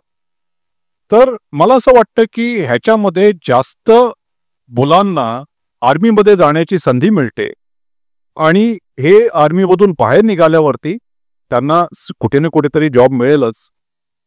पण आता माझ्या बटालियनमध्ये जे जातात त्यांच्याबद्दल मी सांगतो. त्यांना साधारणपणे 30,000 रुपयाची सॅलरी आहे. आता माझी बटालियन रजौरीला होती. त्यांना 30,000 रुपयाची सॅलरी आहे आणि 35,000 रुपयाचं काय म्हणतात ते अलाउन्सेस मिळतात. त्या मुलाला फक्त तिथे हातामध्ये 2,000 रुपये देतात आणि बाकीचे सगळेच्या सगळे पैसे त्याच्या नावाने रिकरिंग डिपॉझिटमध्ये घातले जातात. आणि ते जर का डिपॉझिट तोडायचं असेल तर त्या COची परमिशन घ्यावी लागते. येणाऱ्या प्रत्येक मुलाला कंपल्सरी पहिल्या दुसऱ्या दिवशी त्याचा इंदिरा गांधी ओपन नॅशनल युनिव्हर्सिटीच्या ग्रॅज्युएशन प्रोग्राममध्ये त्याला सामील केलं जातं. त्यामुळे 4 वर्षानंतर तो जेव्हा बाहेर निघतो, म्हणजे 17 वर्षाचा मुलगा जेव्हा आर्मी 10वी पास मुलगा आर्मी जॉईन होतो आणि 4 वर्षानंतर तो जेव्हा बाहेर निघतो त्याच्याकडे आरामात साधारणपणे 25 ते 30 लाख रुपये मिळतात आणि त्याच्याकडे डिग्री पण असते आणि त्यामुळे तो पुढे काही ना काहीतरी स्वतःचं करू शकतो. आता प्रश्न असा आहे की त्या मुलाचं पुढे काय? त्याला पेन्शन नाही. पण त्याला पेन्शन नाही हा पूर्ण जर का आपण भारतामध्ये बघितलं तर फक्त आजच्या दिवशी 0.2% लोकांना पेन्शन, फक्त 0.2% लोकांना पेन्शन आहे, बाकीच्या लोकांना पेन्शन नाही. तर त्यामुळे बरेचसे अग्निवीर माझ्याकडे त्यांचे पालक आले होते की साहब इसको कैसे भेजेंगे, इसके साथ शादी कौन करेगा. तर पण मला असं वाटतं की देशाच्या दृष्टीने बघितलं तर हे काही त्याच्यामध्ये अग्निवीर स्कीममध्ये काही हे आहेत, म्हणजे त्यांना 4 वर्षामध्ये बाहेर काढलं जातं. आता मी तुम्हाला बऱ्याच गोष्टी सांगितल्या की ज्याच्यामध्ये सर्वात जास्त बॉन्डिंग आर्मीचं होतं ते फील्ड कंडिशनमध्ये होतं, वॉर कंडिशनमध्ये होतं. जेव्हा तुम्ही लाईन ऑफ कंट्रोलवरती असता, जेव्हा लाईन ऑफ ॲक्च्युअल कंट्रोलमध्ये येतं, त्यावेळेला तुमचं सर्वात जास्त बॉन्डिंग होतं.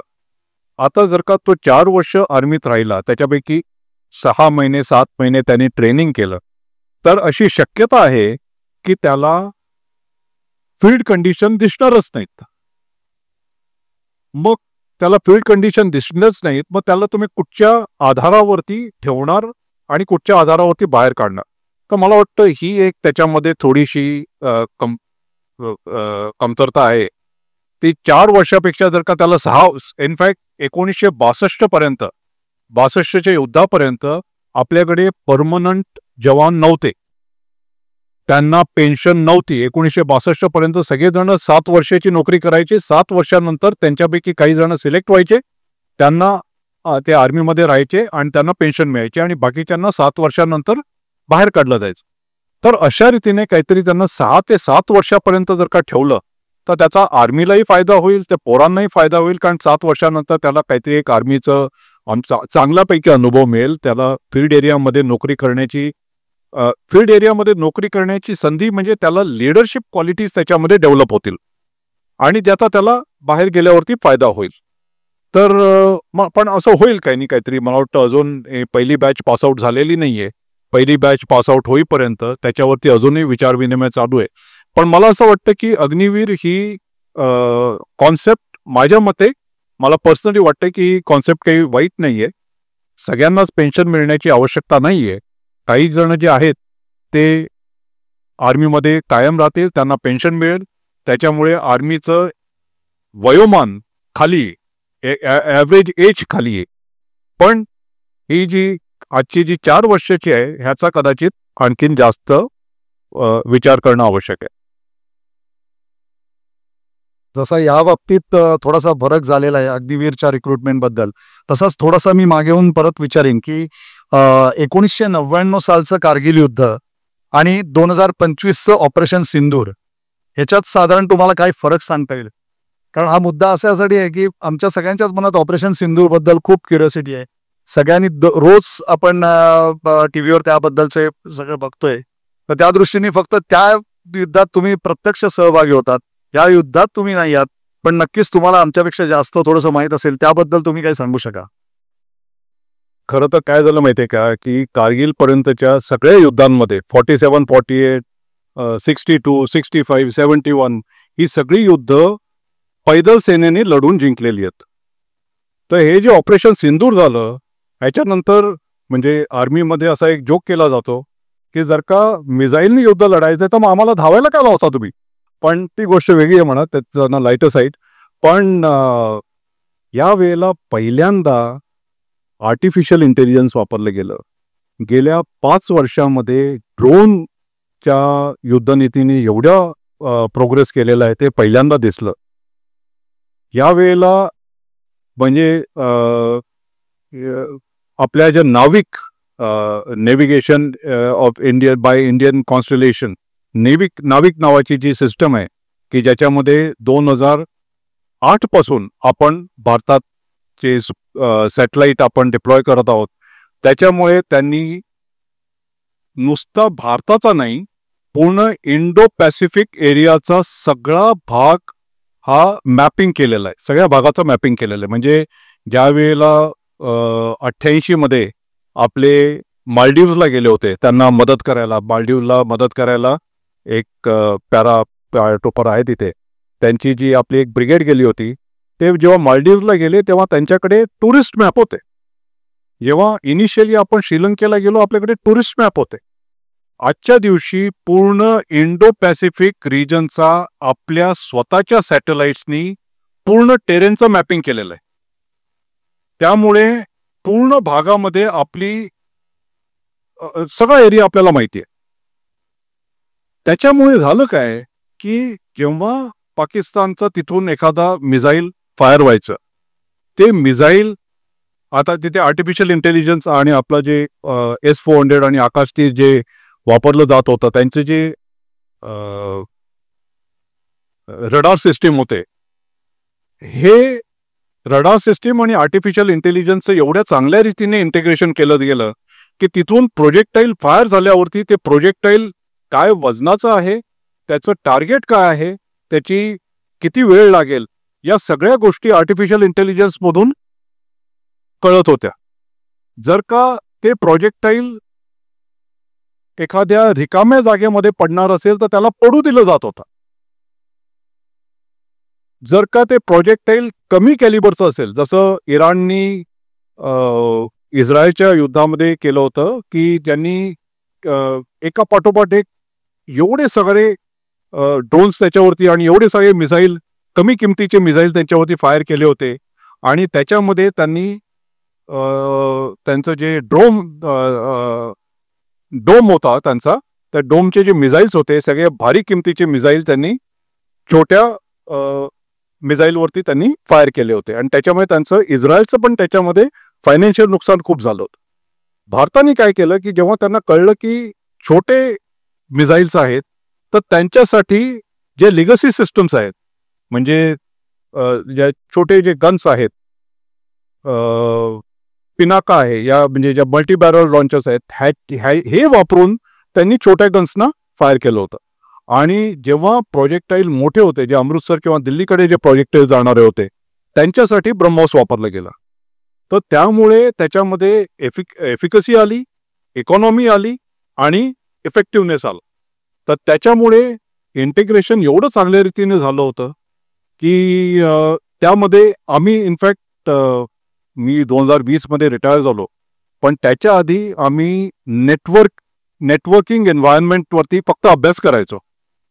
इथे पहिल्यांदा कळलं की नेटवर्किंग एन्व्हायरमेंट किती चांगल्या रीतीने वापरलं जातं.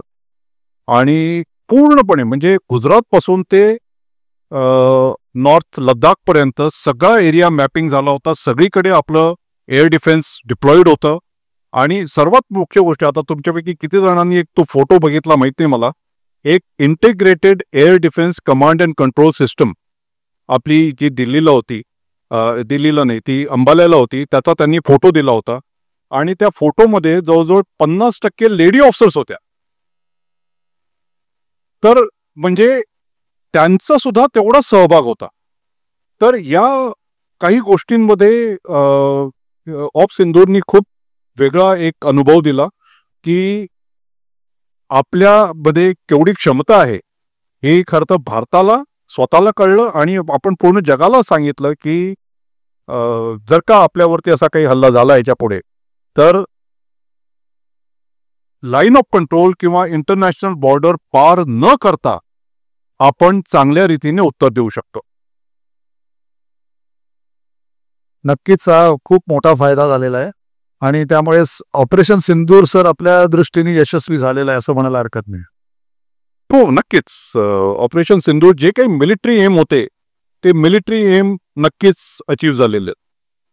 पॉलिटिकल एम तर त्याला कदाचित वेळ लागेल. पॉलिटिकल एम कदाचित त्याच्याबद्दल आपल्याला माहिती पण नाही पॉलिटिकल एम काय होता, पण मिलिटरी एम नक्कीच अचीव्ह झालाय. आणखीन एक प्रश्न सगळ्यांच्या मनात आहे जो रोज आम्ही ऐकतोय किंवा बरेच जण रोज ऐकतात की आपण इथपर्यंत आत गेलो होतो मग का ठोकलं नाही त्यांना. हा सर्वसाधारण प्रश्न आहे की जो मनात आला होता, सगळ्यांच्याच मनात आहे आणि विचार असा वाटतोय तो मी तुमच्या दृष्टीने प्रातिनिधिक स्वरूपात विचारतोय. तुम्हाला काय वाटतं सर? खरं तर युद्धाचे जे स्वरूप मी बघितलंय मला माहिती आहे की कुठल्याही सैनिकाला युद्ध नकोय. कुठच्याही सैनिकाला, आता बाकीचे जे टीव्हीवरचे जे सैनिक आहेत ते वेगळे आहेत, पण ज्यांनी खरोखर युद्ध बघितलंय त्याला माहिती आहे की युद्धामध्ये जे जवान जातात त्याच्या फॅमिलीवर जर का त्याची 2 वर्षाची मुलं असतील, 4 वर्षाची मुलं असतील तर त्यांचा पूर्ण आधारस्तंभ गेलेला आहे. चला ही गोष्ट वेगळी आहे. पण भारताने पहिल्या अटॅक पासून म्हणजे 7 तारखेला जेव्हा अटॅक केला भारताने तेव्हापासून सांगितलं होतं की एक एस्केलेशन कंट्रोल मेंटेन केला होता. त्यावेळेला त्यांनी सांगितलं होतं भारताने की आम्ही फक्त टेररिस्ट टार्गेट करत आहोत. टेररिस्टचं परमनंट इन्फ्रास्ट्रक्चर 9 ठिकाणी आहे. म्हणजे एलईटीचं, जेईएमचं, HMचं जे हेडक्वार्टर आहे त्यांना टार्गेट केलं. त्यांना अतिशय इफेक्टिव्हली टार्गेट केलं, पिन पॉइंट टार्गेट केलं आणि त्यांनी सांगितलं होतं त्याच वेळेला त्यांनी सांगितलं की आम्हाला ह्याच्या पुढे एस्केलेशन करायचं नाहीये. जर का तुम्ही थांबवलं तर आम्ही थांबवू. पहिल्यापासून भारताने हीच भूमिका ठेवली होती की आम्ही एस्केलेशन लॅडरवरती चढणार नाही, पण जर का तुम्ही चढलात तर मग आम्ही काहीतरी करू. अनफॉर्च्युनेटली पाकिस्ताननी ते एस्केलेशन वाढवायचं ठरवलं आणि वाढवायचं ठरवल्यानंतर मग भारताने त्यांचे मिलिटरी टार्गेट उडवायचे त्याची सुरुवात केली आणि त्याच्यानंतर मग 11 टार्गेट्स होते, इन्क्लुडिंग रावळपिंडी. त्याचं JHQ आपलं जसं आर्मी हेडक्वार्टर आहे त्यांचं JHQ आहे, जनरल हेडक्वार्टर, त्याच्या बाजूला जो विमानतळ होता तोही उद्ध्वस्त केला आणि त्याच्यानंतर ते म्हणतायत की कदाचित रावळपिंडीहून JHQ हलवावं लागेल. तर त्याच्यानंतर मग भारताने त्यांचं 9 तारखेच्या म्हणजे 10 तारखे 9 आणि 10च्या रात्री एवढा त्यांचा मिलिटरी इन्फ्रास्ट्रक्चरचा उद्ध्वस्त केलं त्यांनी. त्याच्यानंतर मग त्यांनी 10 तारखेला त्यांच्या DGMOनी फोन केला आणि त्यांनी सांगितलं की आता तुम्ही थांबा. पण भारताने आधीपासूनच सांगितलं होतं की आम्ही वाढवणार नाही. भारताने आधीपासून सांगितलं होतं की आम्हाला तुमच्याशी युद्ध करण्यामध्ये काहीही इंटरेस्ट नाही, फक्त तुम्ही तुमचे टेररिस्ट थांबवा. आणि मला असं वाटतं की आतमध्ये जाणं ठीक आहे, आतमध्ये आपण गेलोही असतो, पण ते टेररिस्ट असे आहेत की आज तुम्ही 10 मारले तर 100 पैदा होतील. किती मारणार तुम्ही? तर त्याच्यापेक्षा मला वाटतं तो देश असा आहे की तो स्वतः खाली रसागाळा चाललेला आहे, त्याला जाऊ देत, कशाला आपण त्याच्या मागे पडायचं. खरं तर परफेक्ट आहे सर. असं आहे की म्हणजे आणि युद्ध जर का युद्धामध्ये कधीही कोणीही विनर नसतो, कोणीच जिंकत नाही. युद्धामध्ये दोन्ही देशांचं नुकसान होतं, दोन्ही देशांची खूप हानी होते आणि म्हणजे हे असं होतं की तुमचं त्याचं जर का त्याचं पूर्णपणे नुकसान करायचं असेल, तो देश जर का पूर्णपणे नष्ट करायचा असेल, तर त्याच्यामध्ये आपलंही नुकसान होईल. म्हणजे जर का तुमच्या बोटाला काहीतरी इजा झाली असेल, तर पूर्ण हात कापण्यासारखं आहे, की त्याचं तो पूर्णपणे नष्ट झाला पाहिजे म्हणून आपण 20 वर्ष पाठी गेलो तरी चालेल. असं व्हायला नको. आपला देश आता एवढा चांगली प्रोग्रेस करतोय. युद्धामुळे आपला देश 20 वर्ष पाठीत आहे. तर त्याची मला वाटतं की आपल्याला त्याची आवश्यकता नाहीये आणि एक भारताची एक अशी इमेज आहे की भारत एक अतिशय रिस्पॉन्सिबल देश आहे. तर मला वाटतं त्यामुळे कदाचित हा निर्णय घेतला गेला असेल. अगदीच अगदीच समर्पक आहे सर. हा प्रश्न ज्यांच्या मनात असेल त्यांनी मला वाटतं सरांनी ते क्लिअर केलेलं आहे. आता आपण कार्यक्रमाच्या शेवटाकडे येतोय. सर काही 2-4 प्रश्न पटापट तुम्हाला विचारीन. 1-2 शब्दात तुमची उत्तर अपेक्षित आहेत. त्याला आपण रॅपिड फायर राऊंड म्हणतो. सर सर्वात प्रथम हे म्हणजे आता कारगिल युद्धापेक्षा कठीण आहे. नाही, एवढं युद्ध केल्यावर हे अगदी सोपं आहे तुमच्यासाठी. काही प्रश्न कदाचित अवघडल्यासारखे होतील पण त्याची उत्तरं आम्हाला हवी आहेत. सो पहिलं मनातलं आपण जनात आणूया. पेन का रायफल? आता बाकीच्यांच्यासाठी माहिती आहे, मला रायफल. पुन्हा जर वास्तव्य करायची वेळ आली तर सिंधू का अरुणाचल प्रदेश? अरुणाचल. रणभूमीवर अरुणाचल असं आहे की अरुणाचलला ट्री लाईन खूप खाली आहे. लद्दाखमध्ये ट्री लाईन खूप वरती आहे. ते डेझर्ट आहे पूर्णपणे. म्हणजे तिथे ठीक आहे, टुरिस्ट म्हणून जाणं ठीक आहे. मी 4 वर्ष काढली आहेत तिथे. ते त्यापेक्षा अरुणाचल चांगलं आहे.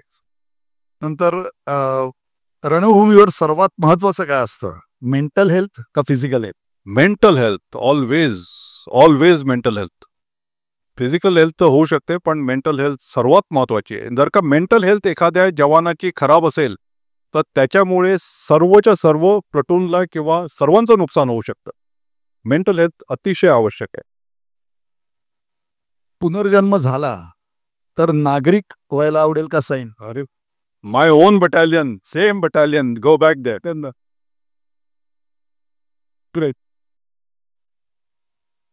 आणि एक अतिशय छान प्रश्न म्हणजे लष्करात गेला नसतात तर काय व्हायला लागलं? मी बऱ्याच परीक्षा दिल्या होत्या. खरं तर मला काही तशी लष्कराची तेवढी माहिती नव्हती. या परीक्षेचा निर्णय पहिला आला म्हणून इथे गेलो. म्हणजे कुठेही गेलं असतं तरी देशसेवेतच तुम्ही असता. मी पोलीसमध्ये परीक्षा दिली होती, कस्टमची परीक्षा दिली होती, बाकीच्याही काही युनिफॉर्म सर्व्हिसच्या परीक्षा दिल्या होत्या. धन्यवाद सर. खूप खूप अजून बोलायचं आहे, तसं बोलण्यासारखं पण खूप आहे, विचारण्यासारखं खूप आहे, पण आपल्याला काळाची मर्यादा आहे थोडीशी. त्यामुळे त्यानुसार मी आता या कार्यक्रमाला या इथे सांगतेकडे नेतो. सर परत एकदा सगळ्यांतर्फे मनापासून धन्यवाद.